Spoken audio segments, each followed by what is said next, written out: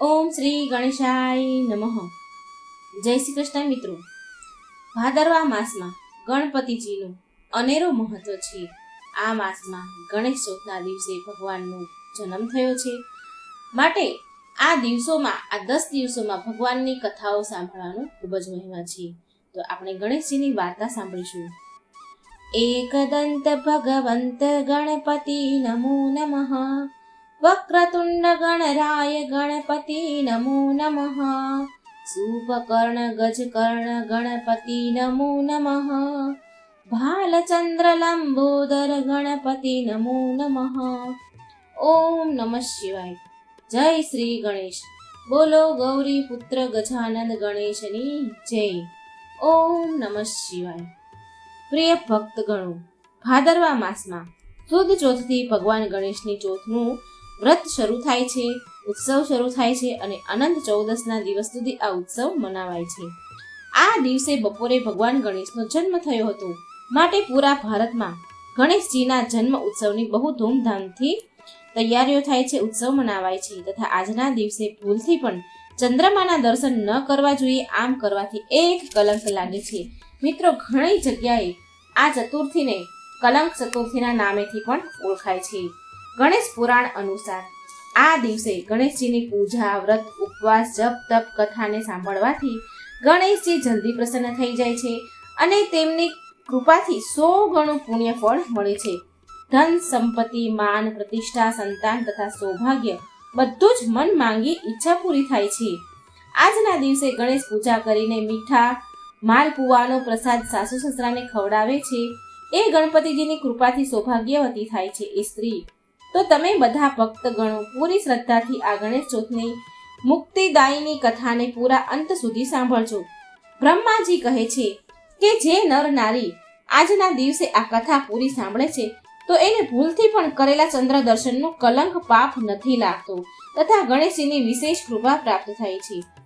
એકવાર મહામુનિ સુખદેવજી એ રાજા પરીક્ષિતને આ કથા સંભળાવી રહ્યા હતા અને કહ્યું કે હે રાજન, એક સમયે કૈલાસના શિવ સદનમાં લોક પિતામહ બ્રહ્મા શિવજીની પાસે બેઠા હતા.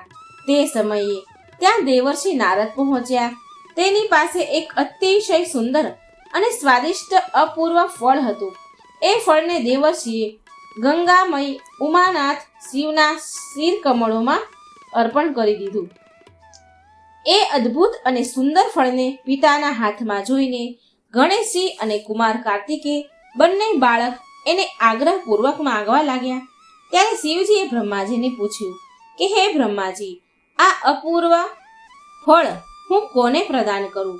આ ફળ કાર્તિકે અને ગણેશ બંને માંગે છે, બંનેને જોઈએ છે. હવે તમે કહો, આ કોને આપું? બ્રહ્માજીએ ઉત્તર આપ્યો, પ્રભુ ગણેશજી નાના છે, માટે કોઈ પણ વસ્તુ પર પહેલો અધિકાર સૌથી મોટા જ્યેષ્ઠ પુત્ર, પ્રથમ પુત્રનો હોય છે. માટે તમે આ કુમાર કાર્તિકેયને ફળ પ્રદાન કરી દો. બ્રહ્માજીની વાત સાંભળીને શિવજીએ એ ફળ કુમાર કાર્તિકેયને આપી દીધું. આ જોઈ ગણપતિ નારાજ થઈ ગયા. વિશેષ રૂપથી એમનો ક્રોધ ચતુરાનંદ બ્રહ્માજી ઉપર હતો કે તેમણે એની વ્યવસ્થા આવી વ્યવસ્થા કેમ કરી છે. સભા સમાપ્ત થઈ. બધા દેવતા ઊભા થઈને પોતપોતાના સ્થાન પર ચાલ્યા ગયા. હવે બ્રહ્માજી પણ એના લોક પહોંચ્યા. બ્રહ્માજીને ત્યાં પહોંચીને સૃષ્ટિનો આરંભ કરવાનો હતો. પરંતુ જેવો જ તે સ્વર્ગ રચના કરવા લાગ્યા એવામાં શ્રી ગણેશજીએ વિઘ્ન નાખ્યું. એ સમયે ગણેશજીએ પ્રગટ થઈને તેમનું અત્યંત ઉગ્ર રૂપ બતાવ્યું. તેના આ ઉગ્ર રૂપને જોઈને બ્રહ્માજી ડરના કારણે ધ્રુજવા લાગ્યા. આ બધું ચંદ્રમાએ જોયું કે ગણપતિજીના ઉગ્ર રૂપને જોઈને બ્રહ્માજી ભયથી કાપી રહ્યા છે. તો તેને હસવું આવ્યું. તેમની સાથે ચંદ્રમાના ગણ આ દ્રશ્ય જોઈ રહ્યા હતા. એ પણ હસી પડ્યા અને સાથે ચંદ્રમાએ શ્રી ગણેશજીનો ઉપહાસ કરતા કહ્યું, જુઓ તો આમનું ગજમુખ કેટલું વિચિત્ર છે અને એમનું પેટ બહાર નીકળેલું છે. આ કેવા ઘાટ ઘૂંટ વગરના! ભલા આને જોઈને ચતુરાનંદ બ્રહ્માજીને ભય લાગી રહ્યો છે. ચંદ્રમાના આ દુષ્ટતા ભર્યા વ્યવહારને જોઈને ભગવાન ગજાનંદને ક્રોધ આવ્યો અને શ્રી ગણેશ ગજાનંદને શ્રાપ આપીને બોલ્યા હે મયંક, તે આ સમયે મારી હસી ઉડાવીને જે અભદ્રતા દેખાડી છે એનું ફળ તો તને મળવું જ જોઈએ. જા, તું કોઈના પણ જોવા યોગ્ય નહીં રહે, અને જો કોઈ ભૂલથી પણ મારા જન્મ ઉત્સવના દિવસે તને ભૂલથી પણ જોઈ લેશે એ જરૂર પાપનો ભાગીદાર બનશે. એના ઉપર મિથ્યા કલંક લાગશે.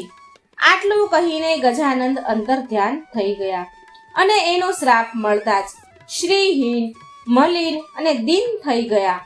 તેમનું તેજ ઝાંખું પડી ગયું, કાંતિ ચાલી ગઈ અને એનાથી ચંદ્રમાં બહુ વ્યાકુળ થયા અને તે પછતાવો કરવા લાગ્યા કે અરે, આ મેં શું કરી દીધું? હું કેવી મૂર્ખતા કરી બેઠો. સંસારના કારકના પણ કારક અને મહાપ્રભુ છે, એના રૂષ્ટ થવાથી હું વધારે કલંકિત થઈ ગયો છું. હવે આનાથી છુટકારો મેળવવા હું શું કરું? જ્યારે ચંદ્રમાના સમજણમાં કંઈ જ ન આવ્યું, કંઈ ઉપાય ન આવ્યો, તો એ તરત જ દેવરાજ ઇન્દ્ર પાસે ગયા. પણ ઇન્દ્ર વગેરે દેવતા પણ ચંદ્રમાને જોવા માંગતા ન હતા. એ બધાએ પોતપોતાની દ્રષ્ટિ, એની આંખો નીચી ઝુકાવી લીધી. ત્યારે ઇન્દ્રદેવે ચંદ્રમાની સામે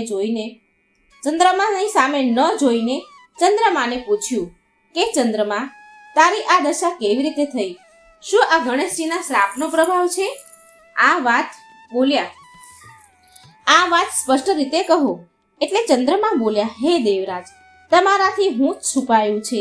તમે બધું જ જાણો છો, છતાં પણ તમે મને પૂછી રહ્યા છો.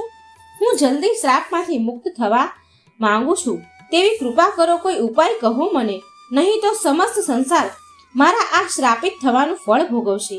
ઇન્દ્રએ સાંત્વના આપી અને બોલ્યા, ચાલો બ્રહ્માજીને આનો ઉપાય પૂછીએ, કેમ કે એમના સમાન જ્ઞાન અને સર્વલોક ઉપકારી બીજું કોઈ નથી. બધા જ દેવતા ચંદ્રદેવ સાથે બ્રહ્મલોક પહોંચ્યા. આગળ ચંદ્રમા અને પાછળ બધા જ દેવતાગણ. જ્યારે બ્રહ્માજીએ જાણ્યું કે અહીં ચંદ્રમા આવી રહ્યા છે, તો પાપ લાગવાના કારણથી, ભયથી બ્રહ્માજીએ પણ દ્રષ્ટિ, એની આંખો નીચી કરી લીધી અને બોલ્યા, કહો કે અહીં ક્યાં કામથી આવવાનું થયું છે? અરે ચંદ્રમા, તમારી પાછળ દેવરાજ ઇન્દ્ર અને બધા દેવતાગણ પણ આવી રહ્યા છે. બ્રહ્માજીના પ્રશ્ન પૂછવા પર ઇન્દ્રદેવે જવાબ આપ્યો અને બોલ્યા, હે બ્રહ્માજી, ભગવાન ગણેશ તમારી ઉપર કોપિત થઈ ગયા હતા અને શ્રાપ દઈ બેઠા ચંદ્રમાને મને. હવે એટલા માટે તમે જ મારા શ્રાપથી મુક્ત થવાનો ઉપાય બતાવો. માટે અમે બધા દેવતાઓ આ પ્રયોજનથી તમારી સેવામાં ઉપસ્થિત છીએ.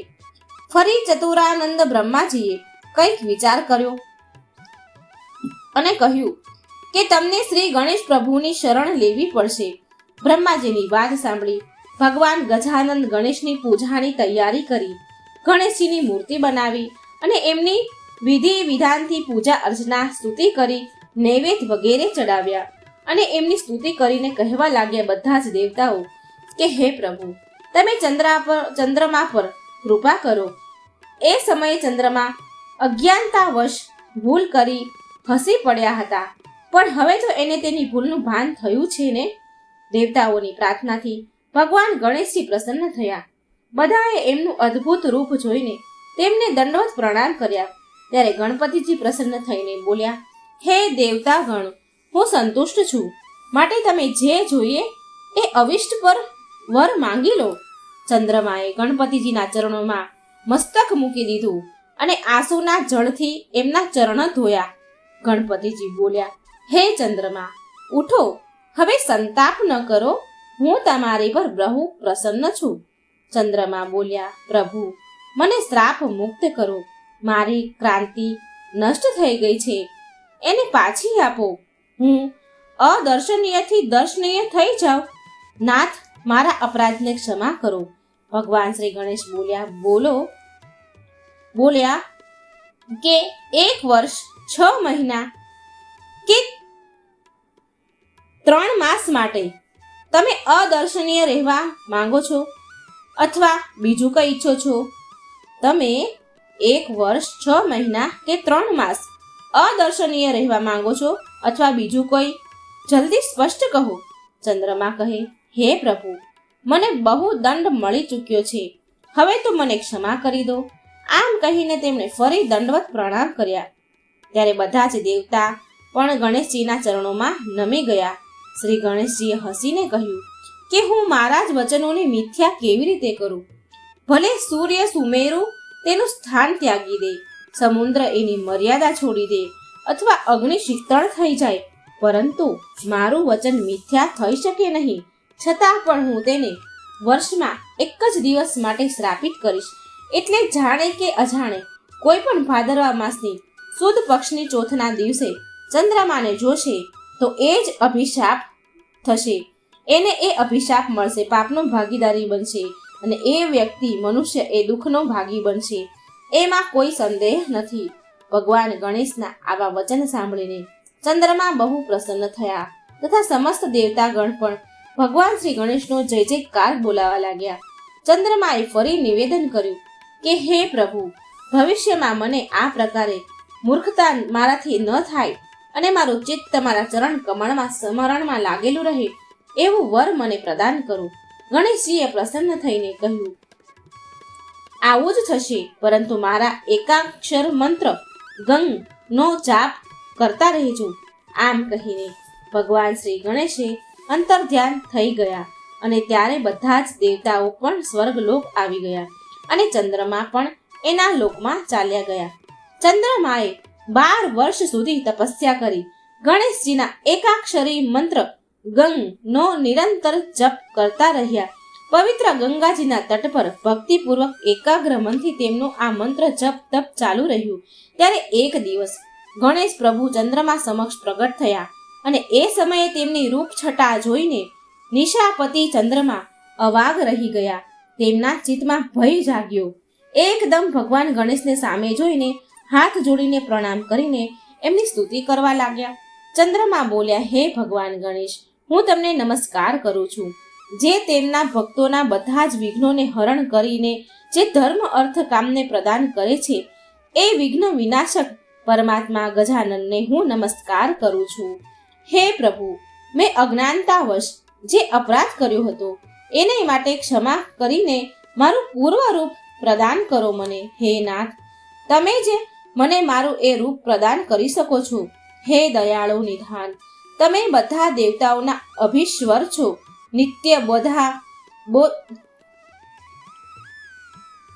નિત્ય બોધ સ્વરૂપ અને સત્ય ભગવાન ગજેન્દ્ર ચંદ્રમા સામે કૃપા દ્રષ્ટિથી જોવે છે. ભગવાન ગણેશ કૃપા દ્રષ્ટિથી ચંદ્રમા સામે જોવે છે અને મધુર મધુર હસતા કહે છે, હે સુધાંશુ, આ તો પહેલા જ કહી ચૂક્યો છું હું. તું પ્રત્યેક વર્ષ માત્ર એક જ દિવસ માટે અદર્શનીય રહીશ. એ દિવસે તમને જાણે અજાણે કોઈ જોઈ લેશે, માત્ર એ જ અભિશાપનો ભાગી બનશે. આ પ્રકારે તમારી નિસ્તેજતાને વહેંચી લેશે. તમારું જે આ શ્રાપ છે, પાપ છે, એ વહેંચાઈ જશે. કૃષ્ણ પક્ષની એટલે કે વદ પક્ષની ચતુર્થીમાં જો વ્રત કરવામાં આવશે, એમાં તમારો ઉદય થવા પર વ્રત કરવા વાળા લોકો જો મારી અને તમારી તરફ વિધિપૂર્વક પૂજા કરશે તો જ એ વ્રતનું એને ફળ પ્રાપ્ત થશે. અને એ દિવસે તમારા દર્શન જરૂર કરવા જોઈએ, નહીં તો વ્રતનું ફળ નહીં પ્રાપ્ત થાય. હે ચંદ્રદેવ, તમે ભવિષ્યમાં તમારા એક અંશથી મારા મસ્તક પર વિદ્યમાન થઈ જશો. આનાથી મને તો પ્રસન્નતા થશે, પણ તમારી પણ શોભા વધશે. પ્રત્યેક માસના શુક્લ પક્ષમાં તમારા દર્શનનું બહુ મહત્વ રહેશે તથા એ દિવસે વધારે ભાગે સ્ત્રી પુરુષ તમારા દર્શન કરી પુણ્ય લાભ મળશે એમને અને તમને નમસ્કાર કરશે. હું તમને વરદાન આપું છું કે હવે તમે પૂર્વ પહેલાની જેમ તેજસ્વી, સુંદર અને વંદનીય થઈ જશો. હે રાજન, આવી રીતે વર આપી ભગવાન ગજાનન અંતર ધ્યાન થઈ ગયા. સુખદેવજી રાજા પરીક્ષિતને કથા સંભળાવી રહ્યા છે તથા ચંદ્રમા એમનું પૂર્વ રૂપ તેજ પ્રાપ્ત કરીને પ્રસન્ન થઈ ગયા તથા આજના ભાદરવા સુદ ચોથના દિવસે ચંદ્રમાના દર્શન ન કરવા જોઈએ. આમ કરવાથી કલંક લાગે છે. મહામુનિ સુખદેવજીએ આ કથા સંભળાવતા કહ્યું કે હે રાજન, દ્વારકાવાસી સતરાજીત ભગવાન સૂર્યનો બહુ મોટો ભક્ત હતો. એની ભક્તિથી પ્રસન્ન થઈને એમના બહુ મોટા મિત્ર બની ગયા હતા. ભગવાને પ્રસન્ન થઈને સૂર્યદેવે બહુ પ્રેમથી એને એક સમયંતક મણી આપી હતી. સત્રાજીત એ મણીને ગળામાં ધારણ કરીને ચમકવા લાગ્યો, જાણે કે સ્વયં સૂર્ય હોય. જ્યારે સત્રાજીત દ્વારિકા આવ્યા તો તે અત્યંત તેજસ્વીના કારણે લોકો તેને ઓળખી ન શક્યા. દૂરથી જ એને જોઈને લોકોની આંખો અંજાઈ ગઈ. લોકોને એવું લાગ્યું કે સત્રાજીત સ્વયં ભગવાન સૂર્ય આવી રહ્યા છે. એ લોકોએ ભગવાન શ્રી કૃષ્ણ પાસે જઈને દ્વારકાવાસીઓ બધા ભગવાન શ્રી કૃષ્ણ પાસે ગયા અને એ વાતની સૂચના આપી. એ સમયે ભગવાન શ્રી કૃષ્ણ 64 બાજી રમી રહ્યા હતા. એ બધા જ પુરુષોની વાત સાંભળીને કમળ નયન ભગવાન શ્રી કૃષ્ણ હસવા લાગ્યા. તેમણે કહ્યું કે એ સૂર્ય નથી, એ સત્રાજીત છે, જે મણીના કારણે આટલો ચમકી રહ્યો છે. અને આમ સત્રાજીત એના સમૃદ્ધ ઘરમાં ચાલ્યો ગયો. ઘરમાં એના શુભ આગમન માટે મંગળ ઉત્સવ મનાવવામાં આવતા હતા. તેણે બ્રાહ્મણો દ્વારા સમયંતક મણીને દેવ મંદિરમાં સ્થાપિત કરી દીધો. હે રાજન, સુખદેવજી કહે છે પરીક્ષિત રાજાને કે હે રાજન, મણી રોજ 8 ભાર સોનું આપતી હતી અને જ્યાં એ પૂજિત થઈને રહેતી હતી ત્યાં દુર્ભાગ્ય, મહામારી, ગ્રહ પીડા, માનસિક પીડા, શારીરિક પીડા, વ્યાધિ, ભય તથા માયાવી શક્તિ વગેરેનો ઉપદ્રવ વગેરે કોઈ અશુભ થતું ન હતું. એકવાર ભગવાન શ્રી કૃષ્ણએ મજાકમાં સત્રાજીતને કહ્યું કે હે સત્રાજીત, તું આ મણી મને આપી દે ને. આ સાંભળી સત્રાજીતે એમ વિચાર્યું મનમાં કે ભગવાન શ્રી કૃષ્ણ એમની મણીને મેળવવા માંગે છે અને એ કોઈ પણ પ્રકારે મારું આ મણી ચોરી કરી જ લેશે. હવે આમ એક દિવસની વાત છે કે સત્રાજીતનો ભાઈ પ્રસિન્ન એ પરમ પ્રકાશ મણીને તેના ગળામાં ધારણ કરી લે છે અને પછી ઘોડી ઉપર સવાર થઈને શિકાર કરવા વનમાં જાય છે. ત્યાં એક સિંહે ઘોડા સહિત પ્રસિન્નને મારી નાખ્યો. એ મણીને લઈ લીધી અને એ હજી પર્વતની ગુફામાં પ્રવેશ કરી જ રહ્યો હતો. સિંહ કે મણી માટે રીંછ રાજ જામવંતે એને સિંહને મારી નાખ્યો. તેમણે એ મણી એની ગુફામાં લઈ જઈને એમની પુત્રીને રમવા માટે આપી દીધું. હવે પોતાના ભાઈ પ્રસિન્નના પાછા ન આવવાથી એમના મોટા ભાઈ સત્રાજીતને બહુ દુઃખ થયું. એ કહેવા લાગ્યા કે બની શકે કે શ્રી કૃષ્ણએ મારા ભાઈને મારી નાખ્યો હોય, કેમ કે એ મણી ગળામાં નાખીને વનમાં ગયો હતો. સત્રાજીતની આ વાત સાંભળીને લોકો એકબીજાના કાનમાં કાનાફૂસી કરવા લાગ્યા, ચર્ચા કરવા લાગ્યા. જ્યારે ભગવાન શ્રી કૃષ્ણએ સાંભળ્યું કે આ કલંકનો ચાંદલો મારા માથે લાગ્યો છે તો એ કલંકને મટાડવા માટે નગરના અમુક સત્પુરુષોને સાથે લઈને ભગવાન શ્રી કૃષ્ણ પ્રસિન્નને એટલે કે સત્રાજીતના નાના ભાઈને વનમાં શોધવા માટે ગયા.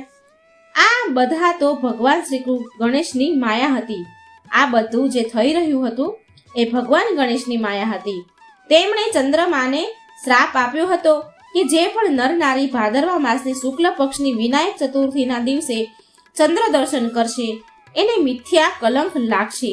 તો આ કારણે ભગવાન શ્રી કૃષ્ણ એમની ગાયનું દૂધ દોહી રહ્યા હતા. એ જ સમયે તેમણે ભરેલા દૂધના પાત્રમાં ચંદ્રમાનો પડછાયો જોઈ લીધો હતો. આ કારણથી એમને કલંક લાગ્યો. એ કલંકને મટાડવા પ્રસિન્નને શોધવા માટે શ્રી કૃષ્ણ વનમાં ગયા. ત્યાં શોધતા લોકોએ જોયું કે એક સિંહ જંગલમાં પ્રસિન્ન અને તેના ઘોડાને મારી નાખ્યો છે. જ્યારે એ બધા એ સિંહના પગના નિશાન જોઈને આગળ વધ્યા તો તેમણે એ પણ જોયું કે પર્વત પર રીંછે સિંહને પણ મારી નાખ્યો છે. હવે ભગવાન શ્રી કૃષ્ણએ બધા લોકોને તે રીંછની ગુફાની બહાર બેસાડી દીધા અને એકલા જ ઘોર અંધકારમય રીંછ રાજની ભયંકર ગુફામાં જઈને જોયું તો શ્રેષ્ઠ મણી સમયંતકને જામવંતીની પુત્રી રમી રહી હતી. ભગવાન શ્રી કૃષ્ણ એને લેવા માટે એ કન્યા પાસે જઈને ઊભા રહ્યા. હવે એ ગુફામાં એક અપરિચિત એટલે કે અજાણ વ્યક્તિને જોઈને એ રીંછની કન્યા જામવંતી ડરવા લાગી અને ચીસો પાડવા લાગી, જોર જોરથી બૂમો પાડવા લાગી. હવે તેની ચીસો સાંભળીને પરમ બલી રીંછ રાજ જામવંત ક્રોધિત થયા અને ત્યાં દોડીને આવ્યા. હે રાજન, સુખદેવજી કહે છે પરીક્ષિતને, હે રાજન, જામવંત એ સમયે કોપિત થઈ રહ્યા હતા. તેને ભગવાન શ્રી કૃષ્ણ છે અને એનો મહિમાની તેને એ સમયે ખબર ન પડી. તેને એક સાધારણ મનુષ્ય સમજીને તેના સ્વામી ભગવાન શ્રી કૃષ્ણ સાથે યુદ્ધ કરવા લાગ્યા. જે પ્રકારે માંસ માટે બે બાજ આપસમાં ઝઘડે છે, એવી જ રીતે ભગવાન શ્રી કૃષ્ણ અને જામવંત આપસમાં યુદ્ધ કરવા લાગ્યા. પહેલા તો તેમણે અસ્ત્ર શસ્ત્રનો પ્રહાર કર્યો, પછી શિલાઓનો પ્રહાર કર્યો, ત્યાર પછી એક વૃક્ષ ઉપાડીને એકબીજા ઉપર ફેંકવા લાગ્યા. અંતમાં એ બંને વચ્ચે ઘોર યુદ્ધ થયું. બરાબર યુદ્ધ થવા લાગ્યું. સુખદેવજી કહે છે, હે રાજન, વ્રજ પ્રહારના સમાન કઠોર ઘોષો નો ઘાથી જામવંતના શરીરમાં, કઠોર વજ્ર પ્રહારના જામવંતના શરીરમાં એક સાંધા તૂટી ગયા. બધા શરીર ભાંગી પડ્યું. શરીર પરસેવાથી લથપથ થઈ ગયું. ત્યારે તેમણે અત્યંત વિસ્મિત ચકિત થઈને જામવંતે ભગવાન શ્રી કૃષ્ણને કહ્યું, હે પ્રભુ, હું તમને જાણી ગયો છું કે તમે જ બધા પ્રાણીઓના જીવના રક્ષક પુરાણ પુરુષ ભગવાન વિષ્ણુ છો. તમે જ બધા પ્રાણ ઇન્દ્રિયોનું બળ મનોબળ શરીરમય છે. આપ સૃષ્ટિના રચિતા બ્રહ્મામાં આદિને બનાવવા વાળા છો. બનાવેલા પદાર્થમાં પણ સપ્તાહ વૃક્ષમાં પણ તમે જ બિરાજમાન છો. કાળનો જેટલો પણ અવયવ છે એના નિયામક પણ તમે જ છો. પ્રભુ, મને યાદ છે કે શ્રી રામ અવતારમાં તમે તમારા નેત્રોમાં જરા એવો ક્રોધનો ભાવ વ્યક્ત કરીને કતરાતી નજરે સમુદ્ર તરફ જોયું હતું. તો એ જ સમયે સમુદ્રમાં રહેનારા મોટા મોટા નાગ ઘડિયાળ ક્ષીણ થઈ ગયા હતા અને સમુદ્રએ તમને માર્ગ આપ્યો હતો. રામ અવતારમાં તમે એના ઉપર સેતુ બનાવીને સુંદર યશની સ્થાપના કરી હતી તથા લંકાનો વિધ્વંસ કર્યો હતો. તમારા બાણોથી રાક્ષસોના માથા પૃથ્વી પર પડી ગયા હતા. હવે તમે મારા એ જ રામ શ્રી કૃષ્ણના રૂપમાં આવ્યા છો. હે રાજન, સુખદેવજી કહે છે પરીક્ષિત રાજાને કે હે રાજન, જ્યારે રીછ રાજે જામવંત ભગવાનને ઓળખી લીધા, ત્યારે કમળ નયન શ્રી કૃષ્ણએ તેના પરમ કલ્યાણકારી શીતળ કર કમળને તેમના શરીર પર ફેરવી દીધું. જામવંતના શરીરે ફેરવ્યું અને પછી શ્રી કૃષ્ણએ ગંભીર વાણીમાં એમના ભક્ત જામવંતને કહ્યું કે હે રીછરાજ, હું મણી માટે તમારી આ ગુફામાં આવ્યો છું. આ મણી દ્વારા મારા પર લાગેલા ખોટા કલંકને મટાડવા માંગુ છું. ભગવાનના આવું કહેવાથી જામવંત બહુ આનંદથી એમની પૂજા કરવા માટે એમની કન્યા જામવંતી અને કન્યા કુમારીને મણી સાથે શ્રી કૃષ્ણના ચરણમાં સમર્પિત કરી દીધી. ભગવાન શ્રી કૃષ્ણએ જે લોકોને ગુફાની બહાર ઊભા રાખ્યા હતા તે લોકોને 12 દિવસ થઈ ગયા હતા ભગવાનની રાહ જોતા, પણ એ લોકોને થયું કે હજી સુધી પ્રભુ ગુફામાંથી નથી આવ્યા. માટે અત્યંત દુઃખી થઈને દ્વારકા પાછા એ બધા ચાલ્યા ગયા. માતા દેવકી, રૂકમણી, વસુદેવજી તથા અન્ય કુટુંબીજનોએ આ વાતની ખબર પડી કે શ્રી કૃષ્ણ ગુફામાંથી નથી નીકળ્યા તો તેમણે બધાને બહુ શોક થયો. માટે બધા જ દ્વારકાવાસી અત્યંત દુઃખી થઈને સતરાજીતને ખરું ખોટું કહેવા લાગ્યા, સંભળાવા લાગ્યા અને ભગવાન શ્રી કૃષ્ણની કૃપા માટે મહામાયા દુર્ગા દેવીના શરણમાં ગયા. એમની ઉપાસના કરવા લાગ્યા. એમની ઉપાસનાથી દુર્ગામાં પ્રસન્ન થયા અને તેમણે આશીર્વાદ આપ્યા કે એ જ સમયે એમના વચ્ચે મણી અને નવવધુ જામવંતી સાથે સફળ મનોરથ લઈને શ્રી કૃષ્ણ બધાને પ્રસન્ન કરી ત્યાં આવ્યા. બધા જ દ્વારકાવાસી ભગવાન શ્રી કૃષ્ણને પત્ની સાથે અને ગળામાં મણી ધારણ કરેલ જોઈને પરમાનંદમાં માન થઈ ગયા. ત્યાર પછી ભગવાને સત્રાજીતને રાજ્યસભામાં મહારાજ ઉગ્રસેન પાસે લાવ્યા અને જે પ્રકારે મણી મળી હતી એ બધી જ કથા સંભળાવી. એમને એ મણી સત્રાજીતને સોંપી દીધી. શ્રી કૃષ્ણએ મણી આપી દીધી. સત્રાજીતને બહુ શરમ આવી. મણી તો એણે લઈ લીધી, પરંતુ એનું તો માથું શરમથી નીચું પડી ગયું હતું. એના અપરાધ પર એને બહુ પછતાવો થયો હતો. કોઈ પણ પ્રકારથી એ ઘરે પહોંચે કે તેના મનની આંખોની સામે નિરંતર એનો અપરાધ દેખાતો રહ્યો. ભગવાન સામે, બળવાન સામે વિરોધ કરવાના કારણે એ ભયભીત તો થઈ ગયો જ હતો અને એ પણ વિચારી રહ્યો હતો કે હું મારા અપરાધનો પ્રાયશ્ચિત કેવી રીતે કરું, મારા પર ભગવાન શ્રી કૃષ્ણ કેવી રીતે પ્રસન્ન થાય, હું એવું શું કામ કરું કે જેનાથી મારું કલ્યાણ થાય અને લોકો દોષી મને માને નહીં, દોષી મને કે નહીં. સાચો જ હું દૂરદર્શી શૂદ્ર છું. ધનના લોભથી મેં બહુ ખોટું મૂર્ખતાનું કામ કર્યું બેઠો છું. હવે હું મણિઓના રત્ન સમાન મારી કન્યા મણિ અને રત્ન સમાન મારી કન્યા સત્યભામા અને સમ્યંક મણિ બંનેને શ્રી કૃષ્ણને આપી દઉં. આ ઉપાય બહુ સારો છે. આનાથી મારો અપરાધ ક્ષમા થઈ જશે અને બીજો કોઈ મારી પાસે ઉપાય પણ નથી. સત્રાજીતે એના ઉપાય વિવેક બુદ્ધિથી આવું જ નક્કી કરી સ્વયં ઉપાય કરી અને તેની કન્યા સાથે સમયંતક મણિ લઈને બંનેને લઈને શ્રી કૃષ્ણને અર્પણ કરવા ચાલ્યા ગયા અને અર્પણ ભગવાન શ્રી કૃષ્ણને મણિ અને એની દીકરી એમને સમર્પણ કરી દીધી. સત્યભામા તેમને સોંપી દીધી. સત્યભામા સુંદર, સુશીલ, ગુણવાન, ઉદારતા વગેરે ગુણોથી સંપૂર્ણ હતી. હે રાજન, સુખદેવજી કહે છે, હે રાજન, ભગવાન શ્રી કૃષ્ણએ સત્રાજીતને કહ્યું કે એ સમયંતક મણિ નહીં લે. તમે સૂર્ય ભગવાનના ભક્ત છો માટે તમારી પાસે જ એ મણિ રહે. એમાંથી નીકળેલ સોનાના તમે અધિકારી છો માટે રાજન. પછી સુખદેવજી કહે છે, હે રાજન, ભાદરવા માસમાં શુક્લ પક્ષમાં ચંદ્ર દર્શનના પ્રભાવના કારણે ભગવાન શ્રી કૃષ્ણને કલંક લાગ્યો હતો. આ પ્રકારથી ભગવાન ગજકર્ણનો અત્યંત મહિમા યુક્ત આખ્યાન સંપૂર્ણ અહીં થયું. તો બોલો ઓમ ગંગ ગંગ ગણપતિએ નમઃ. ઉમાપતિ મહાદેવની જય શ્રી ગણેશ ભગવાન. આ કથા સાંભળનાર, વાંચનાર તમારા બધા જ ભક્ત ગણોનું કલ્યાણ કરજો. કથાને કહેનાર, સાંભળનાર, હોકારો ભરનારનું સૌનું કલ્યાણ કરજો. જય શ્રી ગણેશ. ઓમ નમો પાર્વતી પતે હર હર મહાદેવ. મિત્રો, જો તમને વાર્તા સારી લાગી હોય તો વિડીયોને લાઈક કરજો, શેર કરજો અને આ ચેનલને સબસ્ક્રાઈબ કરવાનું ભૂલજો નહીં. કમેન્ટ બોક્સમાં શ્રદ્ધાપૂર્વક ભગવાનનું નામ જરૂર લખજો. જય શ્રી કૃષ્ણ. રાધે રાધે. Thank you.